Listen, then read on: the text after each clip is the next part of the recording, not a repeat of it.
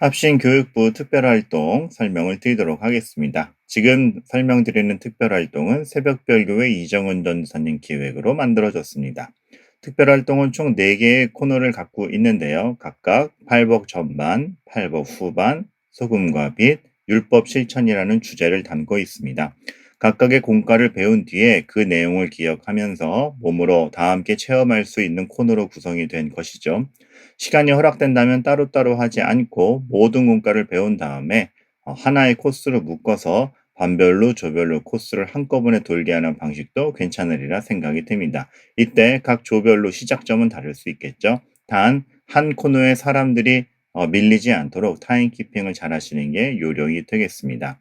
그럼 코너 1, 팔복 전반, 보드판 암송 게임부터 설명을 드리도록 하죠.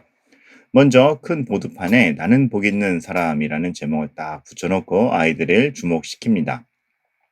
시작 전에 선생님의 지시에 맞춰서 한 목소리로 팔복을 하나하나 암송을 하도록 하죠. 이때는 어떻게든 내용을 숙지시키는 게 목적이기 때문에 단어의 힌트를 주어가면서 모두가 함께 외울 수 있도록 합니다. 그러한 과정이 끝난 뒤에 테이블 위에 낱말 카드가 있는 것을 보여줍니다. 이때 단어는 따로따로 분리되어 흩어져 있는 것이죠. 자, 이때 커다란 보드판에 암송 구조를 배열하여 아이들에게 맞추도록 합니다. 이때 보드판의 낱말을 맞출 때는 의논해도 되고 협력해서 완성해도 됩니다. 암송을 하고 내용을 외우게 하는 것이 목적이기 때문에 이러한 선한 협력은 괜찮은 것이지요.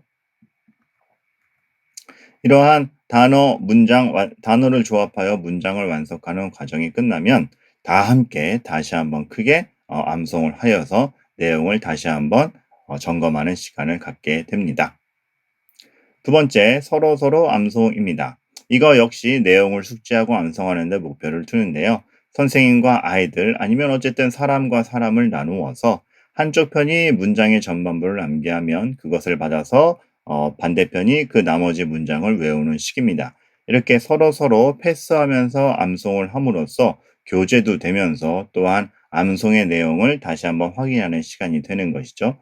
한번 전반부, 후반부 서로서로 암송을 했다가 또 순서를 바꿔서 하면 재미나리라. 그리고 재미나게 암송할 수 있으리라 생각이 됩니다. 세 번째, 몸짓 맞추며 암송입니다. 한 친구 혹은 선생님이 팔복 중 하나의 구절이 적혀 있는 스케치북을 들고 보여주면 그것을 본 친구가 몸짓으로만 내용을 설명을 합니다. 그리고 중간에 친구는 뒤에 보드판을 볼 수는 없죠. 몸짓만 보고 구절을 맞추게 되는 것입니다. 팔복의 내용에 대해서 온몸으로 표시를 하고 또 머릿속으로 그 내용을 각인하고 있는 친구들이 이것은 뭐다 하고 맞춤으로써 서로에 대한 교제도 되면서 또한 내용을 다시 한번 기억하게 되는 그러한 코스가 되는 것이죠. 답을 말할 때는 조언 전체가 한 목소리로 암송을 하게 합니다. 시간에 제한을 두고 1분이면 1분, 2분이면 2분, 시간에 제한을 두고 시간이 다 될 때까지 가장 많이 맞추는 조를 우승팀으로 하도록 합니다. 이와 같이 코너 1은 팔복의 전반부를 암송하고 볼 수 있는 내용으로 구성이 되었습니다. 그럼 코너 두 번째, 팔복 후반에 대한 것입니다. 역할놀이로 준비해 봤어요. 예를 들어서 아이들이 한 조가 있으면 이것은 한 조별로 혹은 다 같이 그 역할놀이를 해도 되는데요. 선생님께서 하나의 역할을 해 주셔야 됩니다. 예를 들어 길을 가던 아픈 사람의 역할을 해 주시기 바랍니다. 아픈 사람, 약한 사람 혹은 어 아주 연로하신 어르신 역할을 하는 것이죠. 갑자기 길거리에서 쓰러진 역할을 감당하는 겁니다. 그럼 그럴 때 아이들이 이 상황에서 어떻게 처신할 것인가? 대본 없습니다. 그 상황에서 아이들이 의논을 하여서 처신을 하게 해 주시죠. 한 아이는 일단 물어볼 수 있을 것이죠. 아무리 도와주는 거라도 그 사람이 지금 의식이 있는지 어떤지 알아봐야 될 거 아니냐. 그리고 그 사람 의중이 어떤지 물어봐야 될 거 아니냐. 여쭤보는 친구 있을 수 있을 것이고 한 친구가 여쭤보는 동안 한 친구는 그래도 지금 길거리에서 쓰러졌는데 뭐 몸을 따뜻하게 해 줘야지 덮을 걸 가져오는 친구 혹은 도움을 요청하는 친구 아니면 전문적으로 신고를 하여서 이 어르신을 혹은 이 사람을 돌볼 수 있는 방편을 마련하는 하여튼 그 상황에서 조직적으로 서로 간에 연계돼서 필요한 것들을 할 수 있는 역할들을 하는 것이죠. 아이들이 적절한 처신을 했다라고 생각하면 선생님은 다시 정신을 차려서 일어나신 다음에 고맙다 인사하고 떠나시면 됩니다. 그런데 혹 고맙다는 인사를 안 하셔도 됩니다. 여러 상황을 맞닥뜨리게 해 보십시오. 당연히 고맙다는 인사를 들을 수 있을 것 같았는데 안 들었을 때 또 아이들의 기분은 어떨 것인지. 이러한 과정을 마친 다음에 한 사람씩 자기 입장에서 느낀 점을 발표하고 잘했는지 논의를 해 보는 것입니다. 그 상황에 따른 각자의 느낀 점이 있겠죠? 또 하나 이런 식의 역할놀이를 할 수도 있습니다. 한 친구가 괴롭히는 친구 역할을 하고 한 친구가 괴롭힘 당하는 친구 역할을 하는 것이죠. 이것을 목격한 친구들은 의논을 하는 겁니다. 어떻게 해야 현명하게 돕는 걸까? 저 괴롭힘 당하는 친구가 난감하지 않게 도움을 주는 건 어떤 걸까? 혹은 괴롭히는 친구도 옳은 길로 갈 수 있도록 도와줘야 될 텐데 무조건 지적하는 것이 아니라 어떻게 해야 현명하게 돕는 걸까?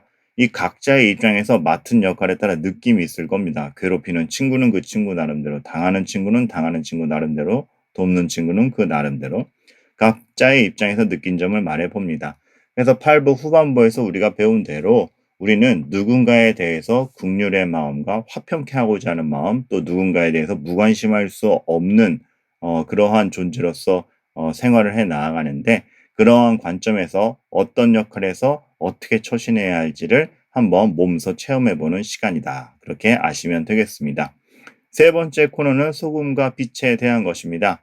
방 안이 온통 어둡습니다. 그리고 어두운 방 안에 박스를 깔아 놓습니다. 그런데 그 박스에는 죄가 기록되어 있습니다. 여러 가지 친구들이 진짜 행동으로 저지르는 죄들, 마음으로 저지르는 죄들이 기록이 되어 있습니다.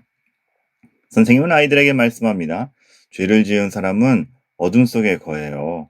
자신이 지은 죄가 써 있는 상자를 하나씩 고르세요. 아이들은 상자에 자신이 정말 많이 저지르는 죄, 익숙한 죄의 상자를 가져오는 것이죠. 방 안에는 유일하게 빛이 나는 게 하나 있는데 십자가입니다. 이때 십자가에는 십자가 주변에 등을 두거나 아니면 요즘 막대 LED가 굉장히 쌉니다. 그런 막대 LED를 사서 활용하셔도 될 것 같습니다. 그리고 난 다음에 죄가 적힌 상자를 테이블 위, 즉 십자가 앞에 가져다 놓으세요라고 말을 합니다. 그리고 십자가 앞에 쌓인 죄는 한 야구공 크기만한 공, 근데 진짜 야구공은 너무 딱딱하고 테니스공 정도로 어, 공을 준비하여서 그 공을 던져서 죄가 다다닥 부셔지는 걸 보여줍니다. 십자가 앞에서 참 어둠 속에 우리의 죄들이 다 무너져 내리는 걸 상징적으로 보여주는 것이죠. 그러고 난 다음에 선생님은 아이들에게 얘기를 합니다. 자, 이 죄의 행동은 십자가 앞에서 무너졌는데 어떻게 착한 행실로 바꿀지 종이에 써봅니다. 종이를 주시고 그것을 쓰게 합니다. 그리고 그 종이 역시 십자가 앞에 가져다 준 다음에 다 함께 기도를 하죠. 무너진 죄에 대해서는 회개 기도를, 종이에 쓴 것에 대해서는 앞으로의 각오를 감사하며 회개하며 각오하는 기도를 하게 함으로써 우리가 어둠에서 빛으로 옮겨지고 세상에 선한 영향력을 줘야 한다라는 것을 체험하게 합니다. 이것이 코너 세 번째입니다. 마지막 코너 네 번째, 율법의 실천 순종입니다. 여기서는 먼저 스티커가 필요해요. 붙일 수 있는 스티커를 준비를 한 다음에 친구들끼리 짝을 짓게 합니다. 마주보게 하고 서로를 바라보게 해줘요. 대면대면하지 않고 명확하게 서로를 바라보게 합니다. 그리고 칭찬하게 하는 거죠. 안녕, 난 누구누구야. 너는 참 찬양을 열심히 하더라. 이렇게 칭찬을 받은 친구는 난 누구누구야. 너도 덜 명랑하더라. 이렇게 서로 간의 장점과 칭찬을 대화로 주고받을 수 있게 해주세요. 칭찬을 받은 친구는 서로 간에 서로의 얼굴에 스티커를 붙여주는 겁니다. 이렇게 여러 친구가 여러 명의 친구를 만나면서 스티커도 받고 스티커도 붙이는 시간을 갖도록 합니다. 이것은 스티커뿐만 아니라 포스트잇에 칭찬 내용을 적은 다음에 몸에 붙여주는 방식도 괜찮겠습니다.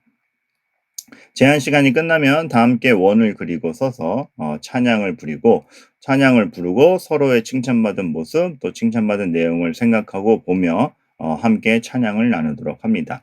여기서 끝내도 되고 아니면 찬양을 부르면서 5명, 3명, 1명 짝짓기 게임 있죠? 짝짓기 게임을 하면서 마무리를 해도 되겠습니다.